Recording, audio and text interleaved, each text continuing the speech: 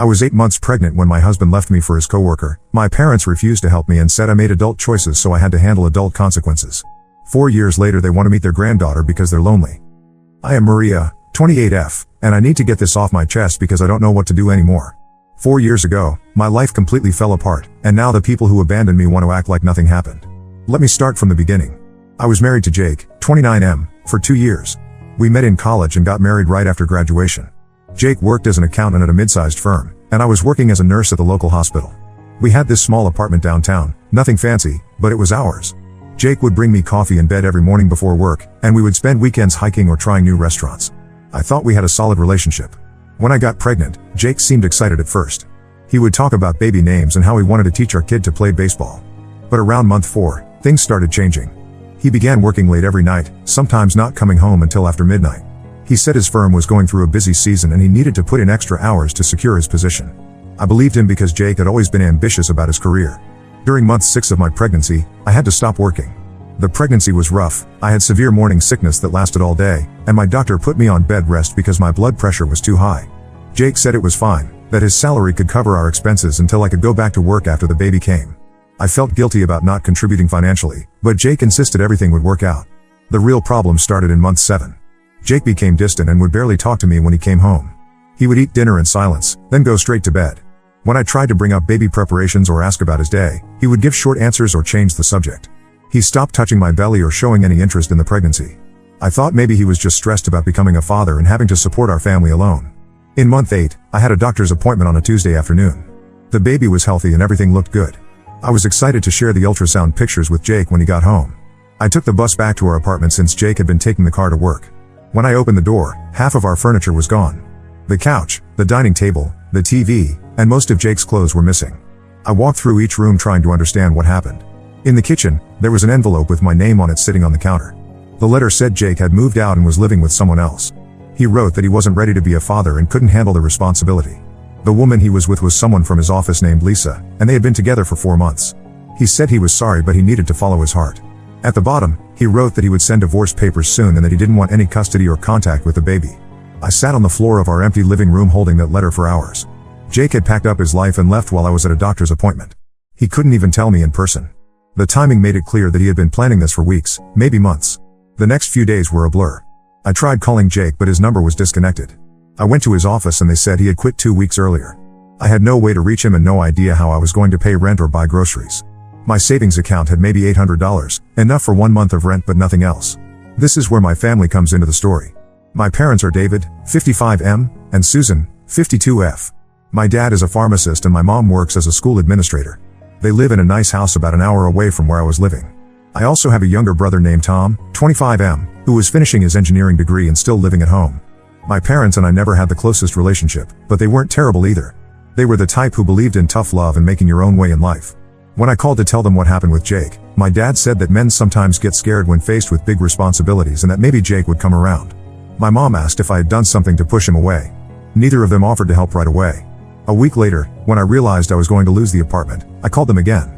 I explained that I had no income, no savings, and a baby coming in 4 weeks. I asked if I could move back home temporarily until I could get back on my feet after the birth.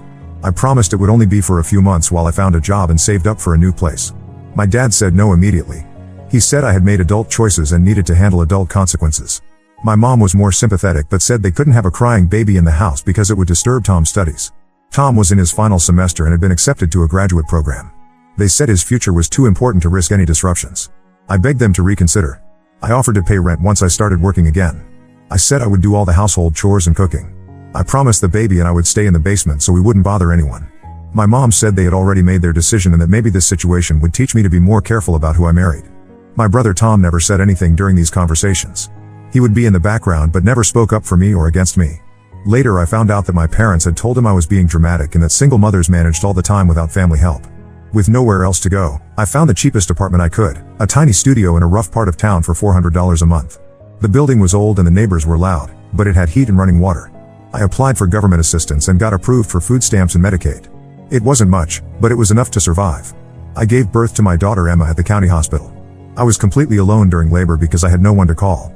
The nurses were kind, but after 2 days, I took Emma home to that little studio apartment. Jake never showed up at the hospital. and I later found out through mutual friends that he had moved to another state with Lisa. The first year was the hardest time of my life. Emma was a fussy baby who barely slept. I was trying to heal from childbirth while taking care of a newborn in a place that wasn't really suitable for a baby. During Emma's naps, I would do online tutoring sessions to make extra money. Some nights I would fall asleep at my computer after working until 3 in the morning. My parents never called to check on us. They didn't send a card when Emma was born or ask for pictures. It was like we didn't exist. Tom graduated and got a job at a tech company in another city. He moved out of my parents' house but never reached out to me either. Slowly, things got better. When Emma turned 1, I found a part-time job as a nurse at a clinic that had childcare. By her second birthday, I was working full-time and we moved to a better apartment in a safer neighborhood. Emma started preschool and made friends. I made friends with other parents and started feeling like we had a community. Now Emma is 4 years old and about to start kindergarten. She's smart and funny and loves to paint pictures that we hang all over our apartment.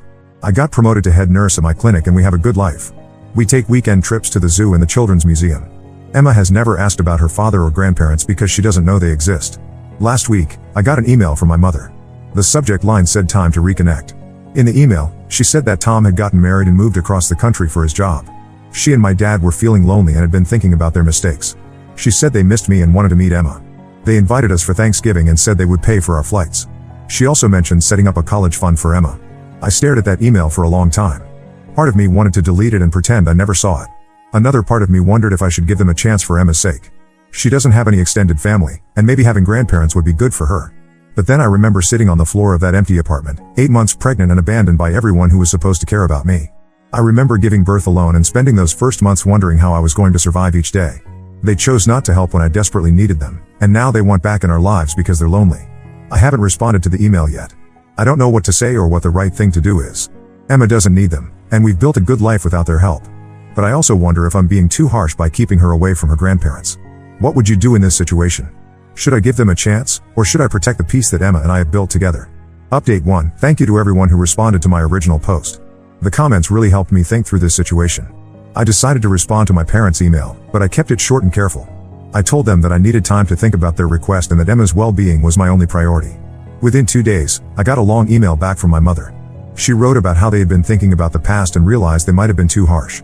She said they were young parents too and were trying to do what they thought was best for everyone involved. She explained that they thought I was strong enough to handle the situation on my own and that helping me might have made me too dependent on them. The email went on to say that they never stopped loving me, but they wanted me to learn to stand on my own 2 feet. She wrote that they were proud of how well I had done raising Emma and that they wanted to be part of our lives going forward. She ended by saying that they had already started looking at colleges for Emma and wanted to discuss her education plans. I read that email several times and it made me angry in ways I hadn't expected. They were acting like their abandonment was some kind of parenting strategy. They weren't apologizing for leaving me homeless and alone while pregnant. Instead, they were patting themselves on the back for making me stronger. Before I could decide how to respond, I got a phone call from Tom. This was the first time we had spoken in 4 years. He said our parents had called him and told him they were reconnecting with me. He wanted to know if this was true and how I felt about it. I told Tom everything that had happened, about Jake leaving, about begging our parents for help, about giving birth alone, and about struggling through Emma's first year. He was quiet for a long time after I finished talking. Then Tom said something that surprised me. He told me that our parents had lied to him about what happened. They had told him that I was being dramatic and refusing their help because I wanted to prove I could do everything myself. They said I had turned down their offers to visit and had asked them to give me space to figure things out on my own. Tom said he had believed them because that sounded like something I might do. He remembered me as being stubborn and independent in high school. He never thought to question their version of events or reach out to me directly. Tom apologized for not checking on me sooner. He said he had been focused on finishing school and starting his career, and he trusted our parents to handle family situations. He felt guilty about not being there when I needed help. He also told me something else that was important. Our parents had been complaining to him for the past year about being lonely. Tom had gotten married 6 months ago and moved to Seattle for his job. Our parents expected him to call every week and visit for every holiday. When he started setting boundaries because his wife wanted them to spend time with her family too, our parents accused him of abandoning them. Tom said that our parents reaching out to me wasn't really about making amends. They needed someone to fill the role he used to play, the devoted child who made them feel important and needed. Since he wasn't available anymore, they decided to try to reconnect with me and Emma. This conversation with Tom changed how I saw the whole situation. Our parents weren't having some genuine moment of regret about their past mistakes. They were lonely and wanted attention from their children. They were willing to use Emma as a way to get back into my life. Tom and I talked for almost 2 hours. He asked about Emma and what she was like. He seemed genuinely interested in being an uncle, which was something I hadn't expected. He said he wanted to visit us soon and meet his niece properly. After talking to Tom, I decided to write back to our parents. I sent them a brief email saying that I needed more time to consider their request and that any relationship would have to start slowly. I said that Emma's needs would come first in any decision I made. My mother responded within hours. This time, her email was different. She was pushing harder and sounding more impatient. She said that I was being unfair by making them wait and that they had a right to know their granddaughter. She wrote that holding grudges was unhealthy and that Emma deserved to have all her family in her life. She also said that they had already told their friends and neighbors about reconnecting with me and Emma. She said it would be embarrassing for them if I continued to refuse their attempts to rebuild our relationship. She ended the email by saying that they were planning to drive down to see us the following weekend whether I agreed or not. Reading that email, I realized that nothing had really changed. Our parents still thought they could make demands and pressure me into doing what they wanted. They weren't respecting my boundaries or my role as Emma's mother. They were acting like they had some automatic claim to our lives just because we were related. I forwarded the email to Tom and asked what he thought. He called me immediately and was angry after reading it. He said this was exactly the kind of manipulative behavior he had been dealing with since he got married. He told me that our parents had done similar things to him, showing up unannounced, telling other people about plans he had never agreed to, and trying to guilt him into spending more time with them. Tom said he was going to call our parents and tell them to back off. He wanted them to know that their version of events from 4 years ago wasn't the truth and that they needed to respect my decisions about Emma. I told Tom not to get involved yet. I wanted to handle this myself first. But it was good to know that he understood what I was dealing with and that he would support me if needed. Now I'm preparing for the possibility that our parents might actually show up at my apartment this weekend. Emma doesn't know anything about this situation yet, and I don't want her to be confused or upset by strangers claiming to be her grandparents. I've been thinking about what I want to say if they do come here. I know I need to be firm about my boundaries and make it clear that they can't force their way back into our lives. Emma and I have been doing fine without them, and I'm not going to let them disrupt our peace just because they decided they want to play grandparents now. Update 2: my parents did show up at my apartment that weekend, just like they threatened to do in their email. I was getting Emma ready for a trip to the park when I heard knocking at my door. When I looked through the peephole, I saw my mother and father standing in the hallway with flowers and a wrapped gift. I opened the door but kept the chain lock on. I told them they couldn't come in because they hadn't been invited.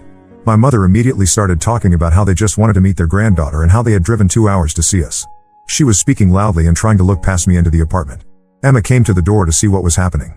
My mother got excited and started talking to her through the crack in the door, asking her name and age and telling her she was beautiful. Emma hid behind my legs because she didn't know these people who were acting like they knew her.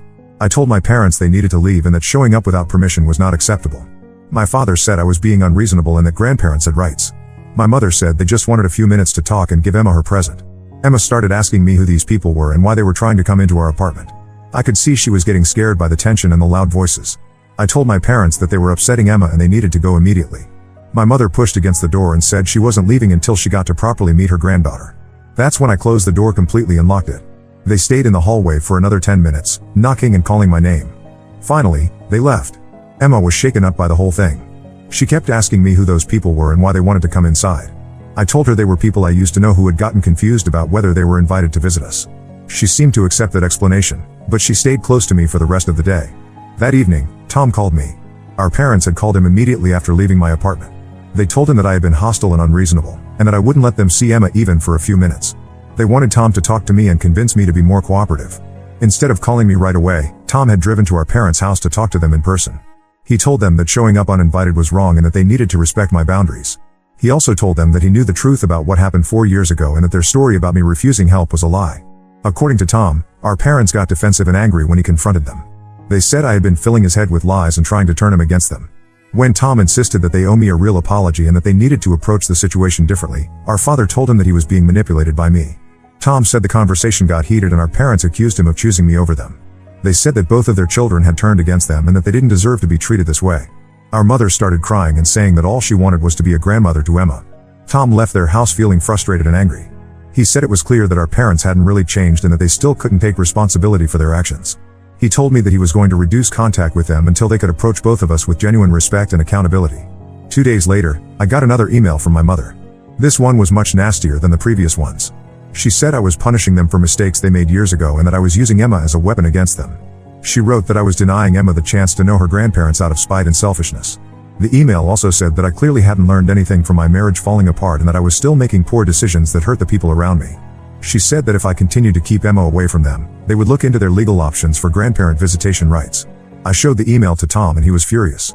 He said this was exactly the kind of thing our parents did when they didn't get their way. They would attack and threaten instead of trying to understand the other person's perspective. He said he had seen them do this to his wife when she tried to set boundaries about holiday visits. Tom decided he was done trying to mediate the situation. He called our parents and told them that their behavior toward me was unacceptable and that he would not be talking to them again until they could treat both of their children with respect. He said that threatening legal action against me was the final straw for him. Our parents responded by sending Tom a long text message saying that he had been completely turned against them and that they were heartbroken by how their children had treated them. They said they had tried their best as parents and didn't deserve to be abandoned by both of their kids. Tom forwarded me the text message and said he was going to block their numbers for a while.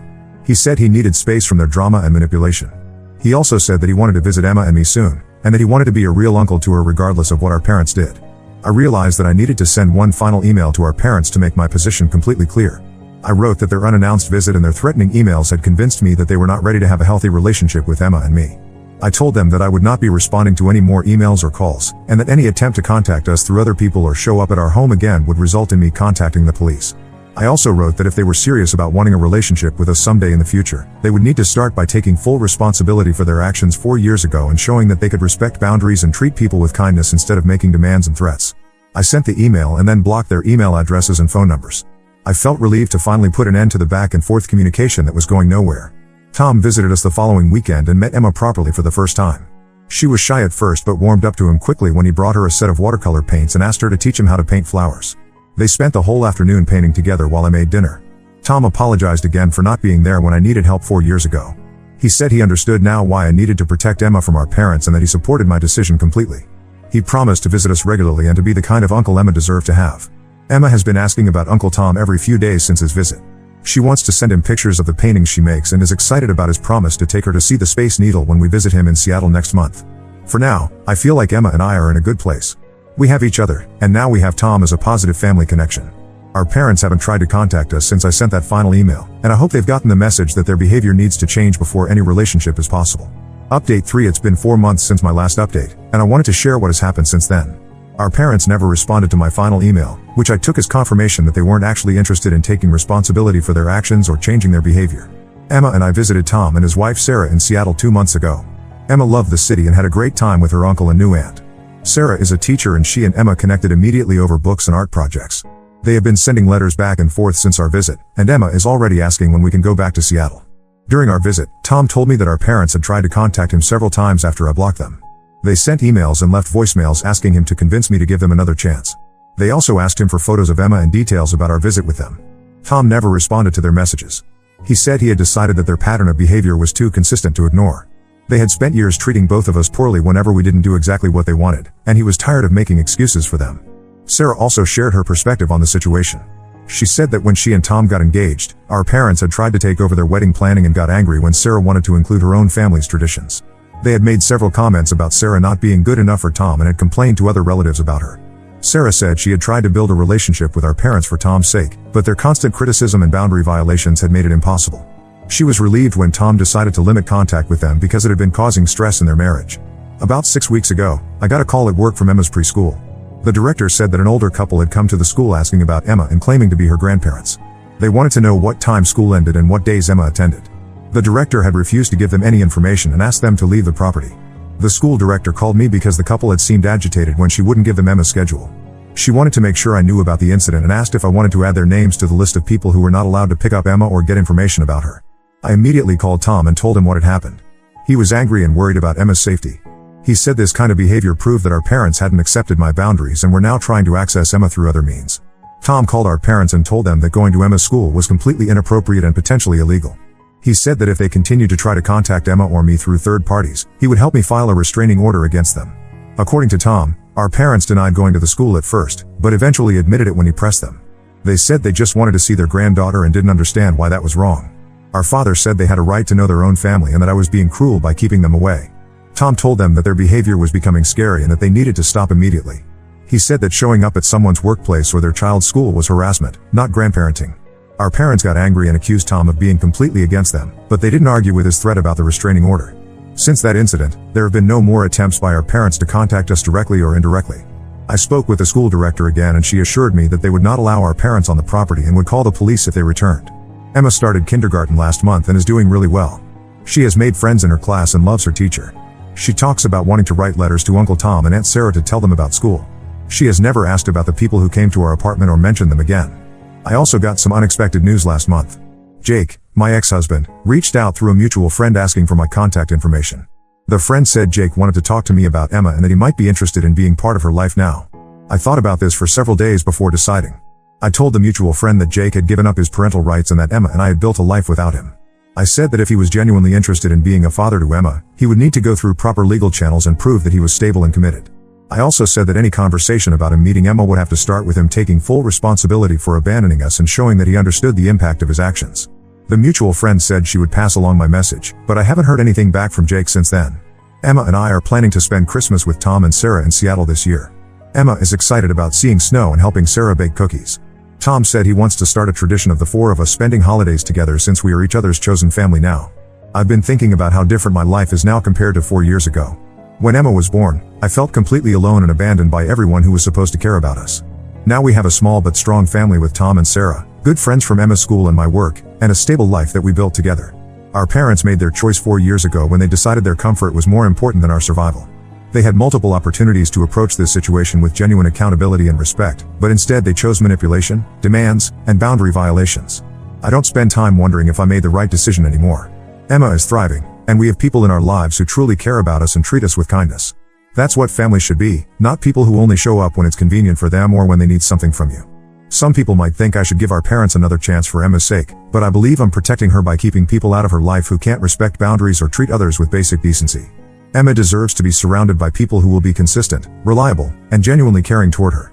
Tom and Sarah have shown Emma what healthy family relationships look like. They keep their promises, they respect our schedules and decisions, and they show up because they want to be part of our lives, not because they expect something from us. I'm grateful for the support I received from everyone who responded to my posts. Your advice helped me stay strong in my decisions and reminded me that I wasn't asking for too much by expecting basic respect and accountability from people who wanted to be part of Emma's life. Emma and I are doing well, and we're looking forward to our future with the family we've chosen and who has chosen us back. Now let's move to the next story.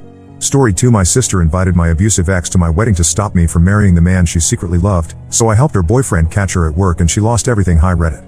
I, 32F, never thought I'd be posting here, but after everything that's happened, I need to get this off my chest. The title might sound harsh, but please hear me out. This is going to be a long read. I'm the older of 2 sisters in what I always thought was a pretty normal family. Our parents worked hard to give us a good life, and while they weren't strict, they taught us strong values. My sister Catherine, 28F, and I used to be close when we were kids, but things started changing in her teenage years. She became more attention-seeking and somehow always ended up in trouble. My parents spent a lot of time dealing with her issues, failed classes, sneaking out, lying about where she was going. I was the opposite, steady grades, followed rules, never caused problems. After college, the pattern continued. I got a stable job, while Catherine bounced between jobs, never staying anywhere longer than 8 to 9 months. She'd either quit because the environment was toxic or get fired for various reasons. Our parents kept helping her financially, paying her rent when she couldn't, covering her car payments. I tried to help too, got her interviews at my company twice, but she didn't show up for one and was late to the other. I met my husband Tyler at my friend Lisa's 30th birthday party 3 years ago. He was Lisa's coworker, and the moment we started talking, everything clicked. He's thoughtful, stable, great sense of humor, basically everything I'd been looking for. We dated for a year before moving in together, and that's when I started noticing Catherine's weird behavior. She'd show up at our place unannounced, always when she knew Tyler would be home. If Tyler was working late, suddenly she'd be too busy to come over. She started asking me weird questions about our relationship, if we ever fought, if I thought he was really committed, if I worried about our age gap. It's only 2 years. At first, I thought she was just being protective or maybe jealous that I was spending less time with her. I should mention my ex, Brett, here because he's important to this story. Brett and I dated for 2 years in my mid-20s. The relationship started great, but he slowly became controlling. He'd check my phone while I was sleeping, show up at my workplace unannounced, and get angry if I went out with friends without him. He isolated me from everyone except family. The final straw came during an argument about me texting a male colleague about work. He pushed me against a wall and threatened worse if I ever disrespected him again. I left that night, stayed with my parents, and got a restraining order. The whole family knows what happened. Catherine even helped me move my stuff out of his place. Last year, Tyler proposed during a weekend trip to the beach. It was perfect and I was over the moon. When we announced it at family dinner, Catherine seemed oddly quiet, but I was too happy to notice. She perked up when I started talking about wedding planning and practically begged to help. Given her track record of not following through on things, I was hesitant. But she seemed so enthusiastic and promised she'd take it seriously. Tyler was skeptical, but I convinced him to give her a chance. Big mistake. The problem started small. She'd forget to relay messages from vendors. Appointments would get mixed up. But she always had an excuse and would fix things just in time to look like she'd saved the day. Then bigger issues started happening. The venue claimed they never received our deposit, but I had transferred the money to Catherine weeks ago. The florist canceled because final selections were never confirmed, though Catherine swore she'd handled it. The caterer had us down for 50 guests when we needed food for 150. Each time something went wrong, Catherine would act devastated and somehow manage to fix it at the last minute. She'd make herself look like the hero while I was starting to feel crazy for doubting her. Tyler suggested we take over the planning ourselves, but I defended Catherine. She was my sister and I thought she was really trying to help. 2 weeks before the wedding, I caught her going through Tyler's phone at our parents' house. She'd volunteered to help set up for Sunday dinner, and Tyler had left his phone charging in the kitchen while helping Dad with something in the garage. I walked in and she quickly put the phone down, claiming she was just trying to show Mom some wedding photos I'd sent Tyler. It felt off, but I had so much other wedding stuff to deal with that I let it slide. The wedding day started normally enough. Everything seemed perfect, the venue looked amazing, the flowers were exactly what I wanted, all the vendors were on time. I was in the bridal suite with my bridesmaids when I heard commotion outside. Before anyone could stop me, I peeked out and saw Brett arguing with the security guards. My heart stopped. He was yelling about needing to talk to me, saying I was making a huge mistake. Security removed him, but I was shaking. How did he even know about the wedding? I haven't had any contact with him since the restraining order expired 3 years ago. That's when my best friend Sarah, who never liked Catherine, showed me something on her phone. She'd noticed Catherine acting sketchy and managed to get into her unlocked phone while Catherine was in the bathroom. There were weeks of messages between Catherine and Brett. She'd sent him all the wedding details, told him I wasn't happy with Tyler, and convinced him I still had feelings for him. She promised to help him win me back because she couldn't stand seeing me settle for the wrong man. But it got worse. Sarah found messages between Catherine and her boyfriend Ryan where Catherine wrote about her feelings for Tyler. How she'd seen him first at Lisa's party but had swooped in and stolen him. How she was trying to stop the wedding so she could finally tell Tyler how she felt. She even complained to Ryan about how unfair it was that her plain older sister got such an amazing guy while she was stuck with him. I was devastated but refused to let them ruin my day. The wedding went ahead, though not as smoothly as planned. Catherine acted completely shocked about Brett showing up, playing the concerned sister role perfectly. My parents were furious when they found out what she'd done, but we decided to deal with it after the honeymoon. When we got back, I showed Ryan everything, Catherine's messages with Brett, her confessions about Tyler, all of it. Ryan was hurt but thanked me. That's when he told me about Catherine's suspicious behavior with her colleague Mike. Apparently, she'd been spending a lot of time with him at work, going to lunch together daily, texting at all hours. She always dismissed Ryan's concerns, saying Mike was just a friend and Ryan was being paranoid. That's what gave me the idea for revenge. I might have gone too far, but after what she did to me, I don't regret it. I helped Ryan plan a surprise visit to Catherine's workplace, knowing she'd be having her daily lunch meeting with Mike. The rest, as they say, is history. Update 1: A lot has happened since my last post. The workplace confrontation I helped plan went down yesterday, and it was even messier than I expected. I wasn't there personally, but Ryan told me everything, and bits and pieces have been filtering in from other sources too. Ryan took a day off from his own job to do this. He'd been tracking Catherine's lunch patterns for a week. She always took exactly 75 minutes for lunch instead of the standard hour, always with Mike, always in his office with the door closed. According to other employees Ryan spoke with, this had been going on for months. He timed his visit perfectly, 12:45 p.m., when Catherine would definitely be in Mike's office. Ryan told me he almost backed out at the last minute. He stood in the parking lot for 15 minutes, debating whether he really wanted to know the truth. But then he remembered all the messages about Tyler, about how Catherine thought she was settling for Ryan, and that gave him the push he needed. The office receptionist recognized Ryan from company parties and let him in without question. He made his way to Mike's office on the 3rd floor. Through the glass partition, he could see them sitting together on Mike's desk chair, heads bent over Mike's phone, laughing about something. Catherine was practically in Mike's lap. According to Ryan, they looked like a couple who'd been together for years, completely comfortable with each other. Ryan knocked once and walked in. He said Catherine jumped away from Mike so fast she knocked over a cup of coffee. Her face went from shock to fear to anger in seconds. Mike just looked confused, probably because Catherine had never mentioned having a boyfriend. She'd been wearing her promise ring from Ryan. Yes, they'd exchanged promise rings 6 months ago, on a chain around her neck at work, claiming it was because she couldn't wear rings while typing. Instead of yelling or causing a scene like Catherine probably expected, Ryan calmly walked to Mike's desk. He placed a folder containing printouts of Catherine's messages, the ones about Tyler, her conversations with Brett about ruining my wedding, everything. He looked at Mike and said, "She's all yours," before turning to leave. That's when Catherine started panicking. She ran after Ryan, grabbing his arm, causing a scene in the middle of the office. She was crying, saying she could explain everything, that it wasn't what it looked like. By this point, several co-workers had come out of their offices to watch the drama unfold. Ryan told me some were recording it on their phones. I'm sure those videos are circulating around the office now. Their argument attracted attention from the higher-ups. Catherine's direct supervisor and the department head came to investigate the commotion. This is where things really went sideways. In her panic to explain herself, Catherine started revealing things she shouldn't have. She mentioned using company time to contact Brett about my wedding. She talked about making long-distance calls to him from her office phone. She even admitted to using the company printer for wedding-related documents. Apparently, she'd been running a side business of sorts, using company resources to print wedding invitations for people. The department head's face apparently got stonier with each admission. He immediately called IT to pull her phone records and print logs. That's when they discovered she'd been making personal international calls to someone in Europe, probably another secret she was keeping. But the real bombshell came when Ryan, who was done being manipulated, revealed something that made me want to throw up. The night before my wedding, during Tyler's bachelor party, Catherine had shown up at the bar by coincidence. Ryan was there as one of Tyler's groomsmen. After most people had left, Catherine cornered Tyler outside the bathroom and tried to kiss him. Tyler pushed her away immediately and left, but Catherine begged Ryan not to tell me. She cried, said she was drunk and confused, promised it would never happen again. She manipulated Ryan into keeping quiet by saying it would ruin my wedding day if I found out. When Ryan told me this part today, I called Tyler immediately. He confirmed everything but said he didn't tell me because he didn't want to cause drama right before the wedding. He planned to tell me after we got back from the honeymoon. I'm not angry at Tyler, he was trying to protect my happiness on my wedding day. But I'm furious at Catherine for putting him in that position. The fallout has been massive.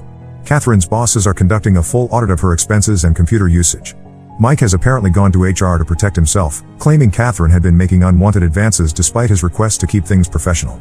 This completely contradicts what Ryan saw, but I guess Mike is trying to save his own skin. Ryan moved out of their shared apartment last night. He's staying with friends until he can find a new place. Catherine's been blowing up everyone's phones, mine, Ryan's, our parents', even Tyler's. She's switching between playing the victim and threatening to expose how we all conspired to ruin her life. Our parents are divided on how to handle this. Mom thinks I went too far by involving Catherine's workplace, saying I should have handled it privately as a family matter. Dad, however, is firmly on my side. He says Catherine needs to face real consequences for once in her life instead of being bailed out again. I don't regret what I did.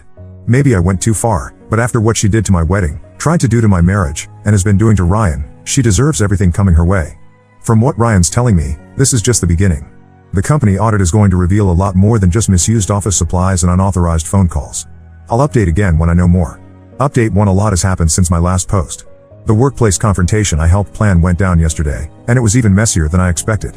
I wasn't there personally, but Ryan told me everything, and bits and pieces have been filtering in from other sources too. Ryan took a day off from his own job to do this. He'd been tracking Catherine's lunch patterns for a week. She always took exactly 75 minutes for lunch instead of the standard hour, always with Mike, always in his office with the door closed. According to other employees Ryan spoke with, this had been going on for months. He timed his visit perfectly, 12:45 p.m., when Catherine would definitely be in Mike's office. Ryan told me he almost backed out at the last minute. He stood in the parking lot for 15 minutes, debating whether he really wanted to know the truth. But then he remembered all the messages about Tyler, about how Catherine thought she was settling for Ryan, and that gave him the push he needed. The office receptionist recognized Ryan from company parties and let him in without question. He made his way to Mike's office on the 3rd floor. Through the glass partition, he could see them sitting together on Mike's desk chair, heads bent over Mike's phone, laughing about something. Catherine was practically in Mike's lap. According to Ryan, they looked like a couple who'd been together for years, completely comfortable with each other. Ryan knocked once and walked in. He said Catherine jumped away from Mike so fast she knocked over a cup of coffee. Her face went from shock to fear to anger in seconds. Mike just looked confused, probably because Catherine had never mentioned having a boyfriend. She'd been wearing her promise ring from Ryan. Yes, they'd exchanged promise rings 6 months ago, on a chain around her neck at work, claiming it was because she couldn't wear rings while typing. Instead of yelling or causing a scene like Catherine probably expected, Ryan calmly walked to Mike's desk. He placed a folder containing printouts of Catherine's messages, the ones about Tyler, her conversations with Brett about ruining my wedding, everything. He looked at Mike and said, "She's all yours," before turning to leave. That's when Catherine started panicking. She ran after Ryan, grabbing his arm, causing a scene in the middle of the office. She was crying, saying she could explain everything, that it wasn't what it looked like. By this point, several coworkers had come out of their offices to watch the drama unfold. Ryan told me some were recording it on their phones. I'm sure those videos are circulating around the office now. Their argument attracted attention from the higher-ups. Catherine's direct supervisor and the department head came to investigate the commotion. This is where things really went sideways. In her panic to explain herself, Catherine started revealing things she shouldn't have. She mentioned using company time to contact Brett about my wedding. She talked about making long-distance calls to him from her office phone. She even admitted to using the company printer for wedding-related documents. Apparently, she'd been running a side business of sorts, using company resources to print wedding invitations for people. The department head's face apparently got stonier with each admission. He immediately called IT to pull her phone records and print logs. That's when they discovered she'd been making personal international calls to someone in Europe, probably another secret she was keeping. But the real bombshell came when Ryan, who was done being manipulated, revealed something that made me want to throw up.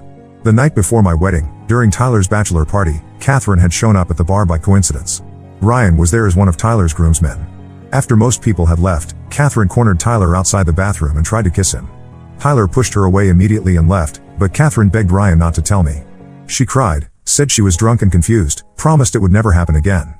She manipulated Ryan into keeping quiet by saying it would ruin my wedding day if I found out. When Ryan told me this part today, I called Tyler immediately. He confirmed everything but said he didn't tell me because he didn't want to cause drama right before the wedding. He planned to tell me after we got back from the honeymoon. I'm not angry at Tyler, he was trying to protect my happiness on my wedding day. But I'm furious at Catherine for putting him in that position. The fallout has been massive. Catherine's bosses are conducting a full audit of her expenses and computer usage. Mike has apparently gone to HR to protect himself, claiming Catherine had been making unwanted advances despite his request to keep things professional. This completely contradicts what Ryan saw, but I guess Mike is trying to save his own skin. Ryan moved out of their shared apartment last night. He's staying with friends until he can find a new place. Catherine's been blowing up everyone's phones, mine, Ryan's, our parents, even Tyler's. She's switching between playing the victim and threatening to expose how we all conspired to ruin her life. Our parents are divided on how to handle this. Mom thinks I went too far by involving Catherine's workplace, saying I should have handled it privately as a family matter. Dad, however, is firmly on my side. He says Catherine needs to face real consequences for once in her life instead of being bailed out again. I don't regret what I did. Maybe I went too far, but after what she did to my wedding, tried to do to my marriage, and has been doing to Ryan, she deserves everything coming her way. From what Ryan's telling me, this is just the beginning. The company audit is going to reveal a lot more than just misused office supplies and unauthorized phone calls. I'll update again when I know more. Update 2: the situation with Catherine has gotten even worse, if that was possible. The audit results came back, and they're far more damaging than anyone expected. What started as an investigation into misused company resources for wedding sabotage turned into the discovery of systematic fraud. For the past 8 months, Catherine had been submitting fake expense reports for client meetings that never happened. She created elaborate spreadsheets documenting meetings with potential clients, complete with fake email addresses and phone numbers. She even forged signatures on meeting confirmation documents. The total amount she fraudulently claimed in reimbursements is over $15,000. But here's the truly despicable part: she had created a paper trail implicating her assistant, Jenny. She'd been slowly building a case to pin everything on Jenny if she ever got caught. There were suspicious emails drafted but not sent from Jenny's computer. Catherine had access to her login because Jenny trusted her, documents saved on Jenny's drive, and even a fake confession letter saved as a draft. The company's IT team found all of this during their investigation. The company isn't just firing her, they're pressing charges.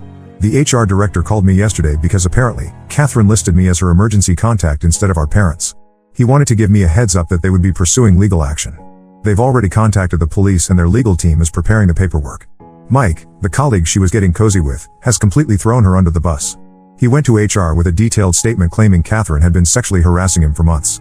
According to his statement, she'd send inappropriate messages after work hours, corner him in the break room, and make unwanted physical contact despite his repeated requests to maintain professional boundaries. He even presented screenshots of him telling her to stop texting him late at night. Ryan showed me some of Catherine's recent messages. She's been bombarding him with texts and emails, switching between begging him to come back and blaming everyone else for her problems. She actually wrote, "None of this would have happened if my sister hadn't stolen Tyler from me." She knew I saw him first at that party. She knew I was interested in him. But she had to have him for herself because she's always been jealous of me. The delusion in these messages is frightening. She wrote about how she and Tyler had meaningful eye contact at family dinners, how he would specifically laugh at her jokes, and how he was clearly settling for second best with me. She genuinely seems to believe there was something between them when Tyler barely even remembers talking to her at family gatherings. But the most shocking revelation came from my mom yesterday. She called me crying, saying she needed to tell me something she should have shared years ago. Apparently, Catherine had done something similar in high school. She became obsessed with her best friend Rachel's boyfriend and tried to break them up. She spread rumors about Rachel cheating, wrote fake love letters from the boyfriend to herself, and eventually tried to kiss him at a party. When he rejected her, she told everyone he had tried to assault her. The truth came out eventually, and Mom sent her to counseling, but clearly it didn't help much. Mom blames herself for not telling me about this incident before. She thought Catherine had grown out of such behavior after therapy. She kept it quiet to protect Catherine's reputation, thinking it was just a phase. Now she realizes she should have warned me when Catherine started showing too much interest in Tyler. Ryan has moved all his stuff out of their apartment and is staying with friends. He's already started seeing someone new, a girl he met at his gym. Catherine found out through mutual friends and had a complete meltdown. She showed up at his gym, crying and causing a scene until they threatened to call the police. She tried to get our dad to talk to Ryan, but Dad refused. He told her she needed to face the consequences of her actions for once in her life. This led to another meltdown where she accused our parents of always favoring me and making her feel like she had to compete for everything. I don't know what's going to happen with the legal charges, but I do know this: I'm done with Catherine. The sister I thought I had never really existed. It was all an act, and now that the mask has slipped, I can't unsee who she really is. Update 3. It's been a month since my last update, and everything has finally settled, though not in the way Catherine probably hoped. The company followed through with pressing charges. She's been formally charged with fraud and embezzlement. Her lawyer advised her to take a plea deal, which means she'll likely avoid jail time but will have to pay full restitution and serve probation. The job loss hit her hard financially. She can't find new employment because the charges show up in background checks. Last week, her landlord served her with an eviction notice because she hasn't paid rent in 2 months. She tried applying for jobs using our parents' address to hide her current address, but that backfired when potential employers called her previous workplace for references. Ryan has completely moved on. He's officially dating the girl from his gym, Sarah, and they seem really happy together. I met her last week. She's lovely and completely different from Catherine. She has a stable job as a kindergarten teacher and a very drama-free life. The contrast with Catherine couldn't be more stark. The real surprise came when Jenny, Catherine's former assistant, reached out to me through LinkedIn. She wanted to thank me for inadvertently helping expose Catherine's schemes. Apparently, Catherine had been making her work life hell for months, subtly threatening her job security and taking credit for her work. Jenny has now been promoted to Catherine's old position, and the company is paying for her to get additional certifications. My parents finally united in their disappointment with Catherine after she tried to blame them for everything. She showed up at their house last week, screaming about how they'd ruined her life by always comparing her to me and making her feel like she wasn't good enough. She accused Mom of favoritism because Mom helped me more with wedding planning, after Catherine messed everything up, and Dad of being controlling because he refused to lend her money for a lawyer. Last night, she showed up at our house unannounced. She was crying about being about to be evicted and needing help. Tyler answered the door while I stayed in the kitchen. She tried to push past him to get to me, but he blocked her way. That's when she started screaming that she'd always loved him more than I could, that they were meant to be together, and that he was trapped in a loveless marriage with me. Tyler, who's usually very calm and polite, told her she needed professional help and that if she came to our house again, we'd get a restraining order. She screamed that we'd regret this, that karma would get us for destroying her life. I walked to the door and simply said, "You destroyed your own life, Catherine. We just exposed what you did." Then I closed the door while she was mid-rant. I've blocked her on everything: phone, email, social media. I told our parents I'm done with her and they understand. They're not cutting her off completely, but they've set firm boundaries about not giving her money or letting her manipulate them anymore. Tyler got a promotion at work that requires us to relocate to another state. We're moving next month and honestly, it's perfect timing. A fresh start away from all this drama is exactly what we need. We haven't told Catherine about the move and don't plan to. She'll find out when we're already gone. Sometimes people say blood is thicker than water, but I've learned that toxic is toxic, regardless of blood relation. I've mourned the sister I thought I had and accepted that she never really existed. Thank you to everyone who supported me through this journey. I'm looking forward to starting our new life drama-free.